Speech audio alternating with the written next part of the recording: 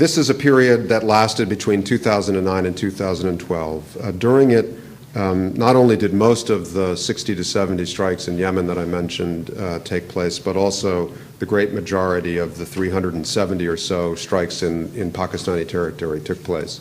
The peak year was 2010, when there were just over 120 drone strikes inside Pakistan. That is a pace, as you can guess, as you can do the arithmetic, one every third day. So what was going on? One question is, when and to what degree was the Pakistani army and the government complicit in this activity? I think the record is clear from the open sources that they did authorize drone activity in Pakistan, at least in 2009. Now, exactly what this, the form of this bargain was, clearly seems not to have been much written down. I think the Pakistani position would be that we authorized aerial surveillance when we needed it, but we never authorized lethal force, certainly not on our territory.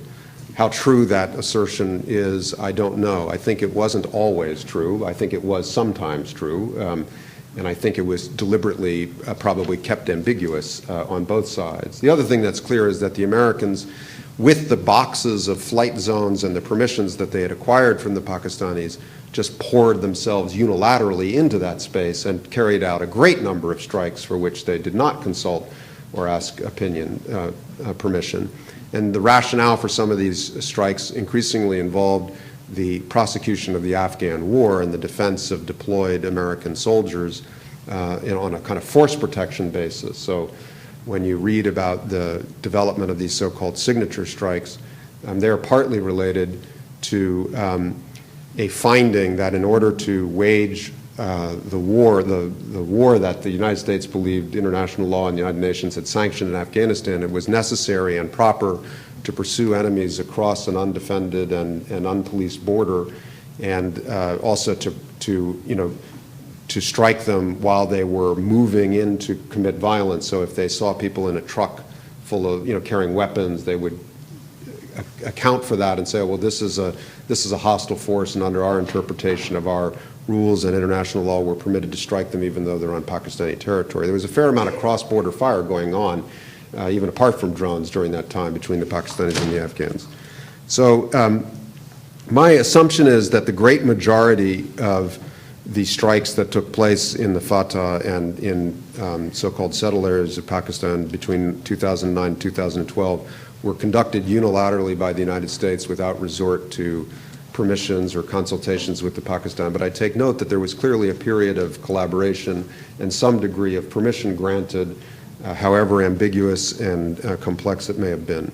At some point, civil society, public criticism, Pakistani public opinion, which increasingly starts to deliver polling results showing that more Pakistanis regard the United States as an enemy than India as an enemy, and other sort of disconcerting evidence that the strategic consequences of this undeclared aerial war, really analogous in my mind to the Cambodian war as much as anything else, although I don't know about the legal status of this border compared to the legal status of the Cambodian border.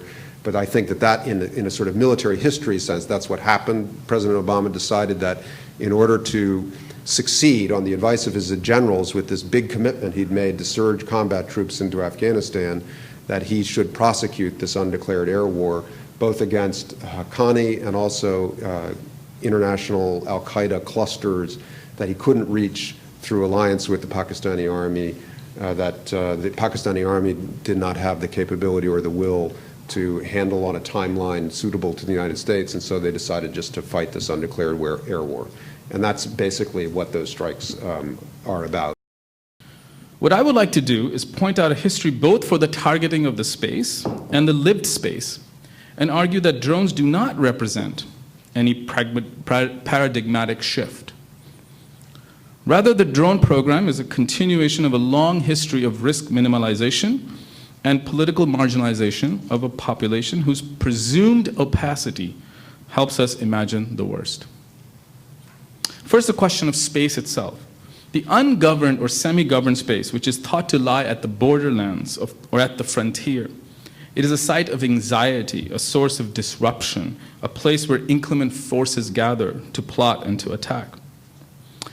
In his State of the Union address on November 16, 1818, James Monroe stood before Congress to give a justification for why Andrew Jackson had attacked Spanish Florida and executed 2 British citizens for aiding and abetting the enemy. This case, notably, is the legal precedent argued by the current administration for incarcerating those who provided, quote, material support for terrorism in Guantanamo. Think of Crimea. What did Putin do? He violated international law. That's what we cannot accept. And that's why we need to stand up. Now, United States credibility in making those sort of statements is somewhat dependent on the extent to which it complies with international law. What you have in relation to the drone program, and we could sit here all night and go into complex legal arguments, which are important and relevant and don't often have simple answers. I would submit, and of course the US Defense Department would not accept this, but I would submit that the entire structure of both international humanitarian law and human rights law are premised on the notion that states that are accused of violating that law will respond with sufficient information to enable an evaluation and assessment to be undertaken.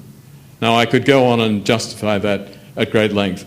The United States position, on the other hand, is we, the CIA, have no obligation to tell you anything. And we have not told you anything. What we have done is to leak various statements when it suits us, including the John Brennan statement, not a single person killed, etc. Throughout my tenure, it was very funny. The leaks that were coming out went almost mathematically. The first one, an unattributed statement, was that not more than 20 people had been killed. Then, I don't know, 6 months later, unattributed statement, not more than 40 people have been killed. Then, about 6 months or a year later, not more than 60 people have been killed. Civilians, that is. And then John Brennan comes out and says, actually, no civilians killed. The simple point I want to make is that if there is a complete failure to account for the ways in which force is used, for the legal justification on the basis of which it's used, and a complete failure to ever follow up to acknowledge whether the law has been broken, whether civilian casualties have occurred, and whether the United States has then complied with its clear legal obligations, that failure, regardless of anything else, represents a major violation of international law and sets the United States up as an actor which sees itself as simply not accountable. Should we be surprised when Vladimir does the same thing? I want to finish my presentation with one testimony from one drone survivor. The following is an account of Ahmed Jan. I want to quote. And please listen for lived history here. I'm a citizen of Pakistan.